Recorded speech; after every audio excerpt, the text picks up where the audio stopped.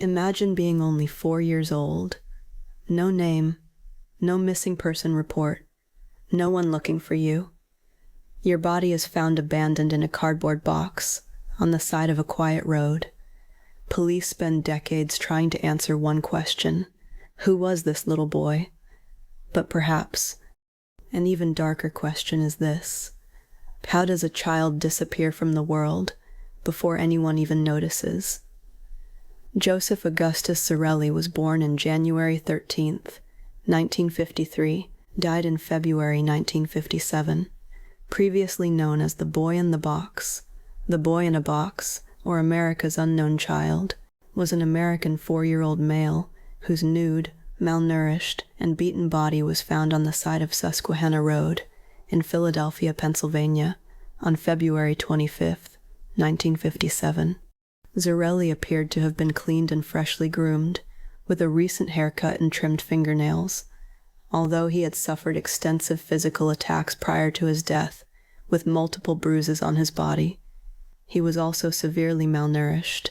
His body was covered with scars, some of which were surgical, most notably on his ankle, groin, and chin. Authorities believe that the cause of death was homicide by blunt force trauma. Despite the publicity and sporadic interest throughout the years, the boy's identity remained unknown for over half a century. On November 30th, 2022, the Philadelphia Police Department announced that detectives had determined the boy's identity using DNA and genealogical databases. On December 8th, 2022, more than 65 years after his body was found, Sorelli was publicly identified. Despite the identification, the exact circumstances leading to his death are uncertain, and the case is still considered an open homicide investigation. Discovery of the body. On February 25th, 1957, the body of Joseph Augustus Sorelli, wrapped in a plaid blanket, was found in the woods off Susquehanna Road in the Fox Chase neighborhood of Philadelphia. The body was discovered by a young man who was checking his rabbit traps. Fearing that police would confiscate his traps, he did not report what he had found. A few days later, a college student spotted a rabbit running into the underbrush. Knowing that there were traps in the area, he stopped his car to investigate and discovered the body.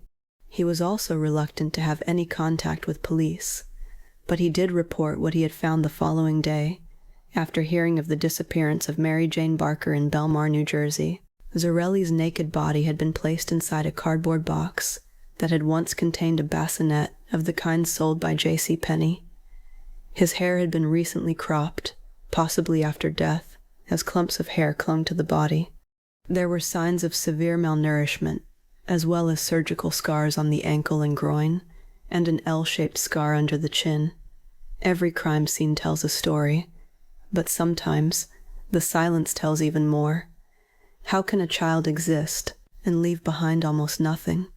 Investigation prior to identification. The Philadelphia Police Department (EBD) opened an investigation on February 26, 1957. The dead boy's fingerprints were taken, and police at first were optimistic that he would soon be identified. However, no one ever came forward with any useful information. The case attracted considerable media attention in Philadelphia and the surrounding metropolitan area. The Philadelphia Inquirer printed 400,000 flyers depicting the boy's likeness, which were sent out and posted across the area and were included with every gas bill in Philadelphia. The crime scene was combed repeatedly by 270 police academy recruits, who discovered a man's blue corduroy cap, a child's scarf, and a man's white handkerchief with the letter G in the corner, all clues that led nowhere. Police also distributed a post-mortem photograph of the boy, fully dressed and in a seated position, as he may have looked in life, in the hope it might lead to a clue. In 1998, the boy's body was exhumed for the purpose of extracting DNA, which was obtained from a tooth. On March 21, 2016, the National Center for Missing and Exploited Children released a forensic facial reconstruction of the victim and added him into their database. The body was then exhumed yet again in 2019 to retrieve additional DNA samples.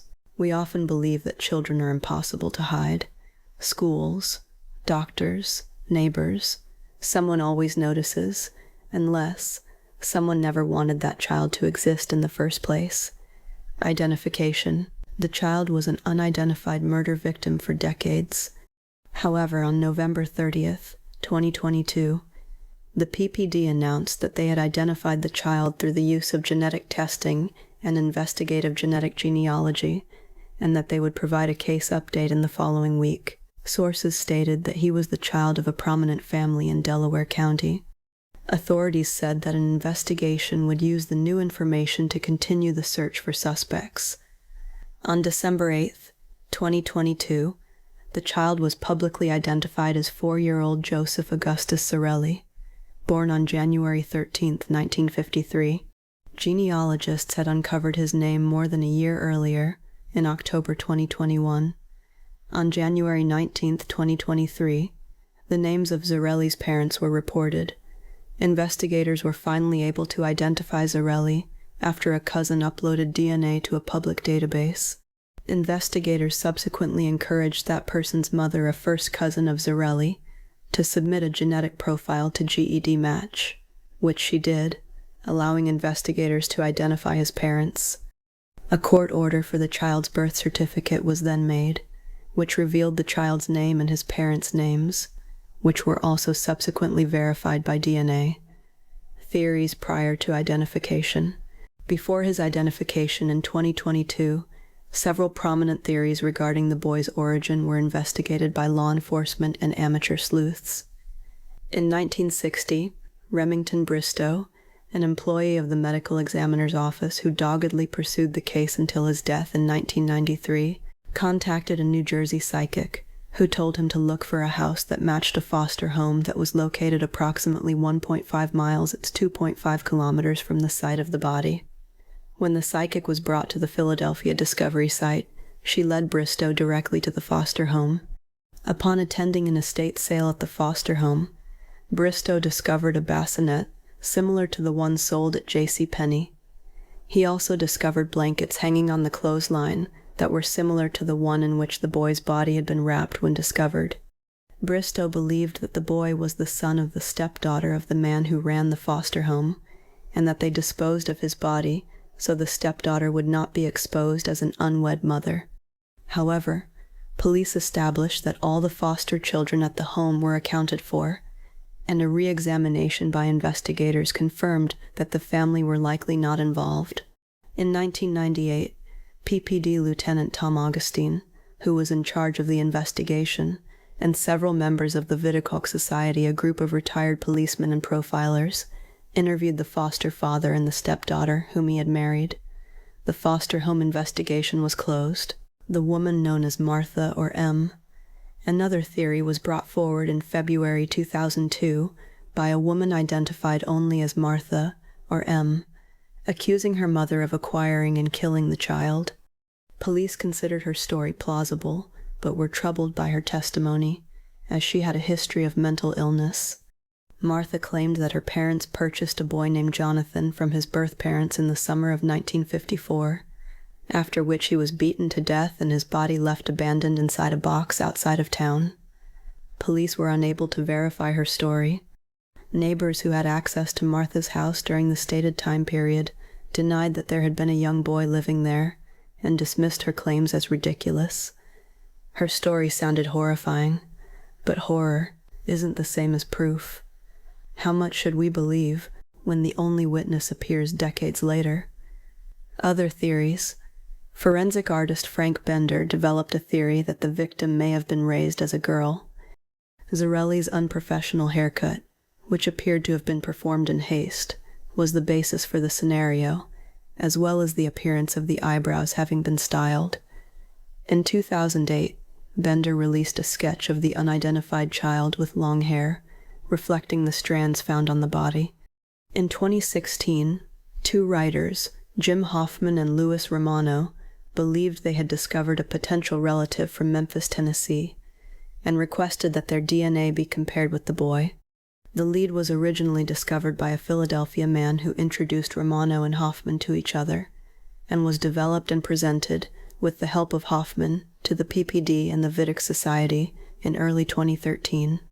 In December 2013, Romano became aware of the lead and agreed to help obtain the DNA from this particular relative in January 2014, which was sent quickly to the PPD. Local authorities confirmed that they would investigate the lead, but said they would need to do more research on the circumstances surrounding the link to Memphis before comparing DNA. In December 2017, Homicide Sergeant Bob Kuhlmeyer confirmed that DNA taken from the Memphis man was compared to the boy, and there was no connection. Burial. Zarelli was originally buried in a potter's field. In 1998, he was reburied at Ivy Hill Cemetery in the Cedar Brook section of Philadelphia, which donated a large plot. The coffin, headstone, and funeral service were donated by the son of the man who buried Zarelli in 1957. There was significant public attendance and media coverage at the reburial. City residents keep the grave decorated with flowers and toys. The large headstone, when first installed, contained the words, "America's Unknown Child," with a plaque underneath reading, "Heavenly Father, bless this unknown boy." On January 13th, 2023, which would have been Zarelli's 70th birthday, a new memorial containing his full name and image was unveiled, along with the addition of his name to the existing headstone. Homicide investigation. At a December 2022 press conference, Philadelphia Police Commissioner Danielle Outlaw stated that Zarelli's death is still an active homicide investigation and we still need the public's help.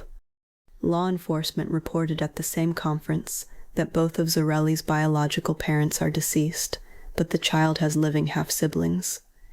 At the same December 2022 press conference, Philadelphia law enforcement stated that Zarelli had lived in the area of 61st and Market Streets. "I don't know what the neighbors knew or didn't know," said the head of the PPD Police Homicide Unit, Captain Jason Smith, at the conference. The child did live past the age of 4 years old, so there would have been somebody out there that would have seen this child, perhaps another family member that hasn't stepped forward, possibly a neighbor that remembers seeing that child and remembers whatever was occurring at that particular household.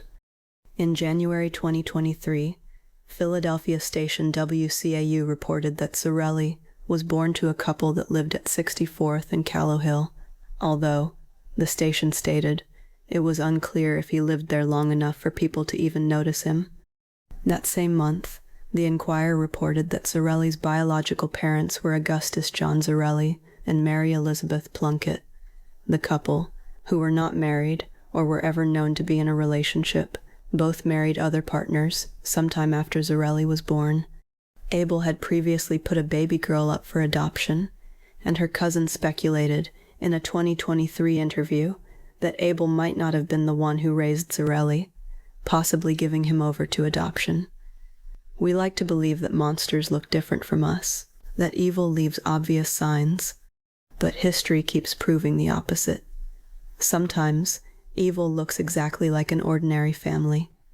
Maybe the greatest tragedy wasn't that Joseph died. Maybe it was that for decades, no one even knew his name. Every child deserves to be remembered. Every child deserves to be loved. Joseph waited 65 years for the world to finally say, "We know who you are." But perhaps the question we should ask isn't, who killed Joseph Zarelli? Maybe the real question is, how many children disappear into silence and are never found at all? To help our channel grow, please like this video, subscribe, and click the bell icon so you don't miss future episodes. Every crime has a story.